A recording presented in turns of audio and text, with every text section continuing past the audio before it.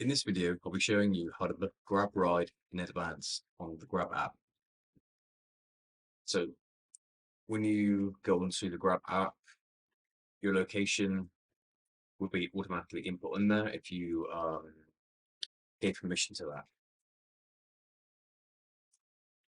So once you have your location, pick your destination.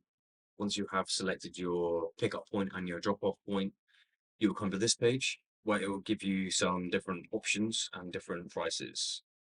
So here we can pick from different types: motorbikes, SUVs, etc., etc., etc. Here we have the option to pick cash or another payment method. And once you are ready, and then it will find you a rider. Once it's done that, you'll be able to do that. I hope this video helps. Speak to you soon.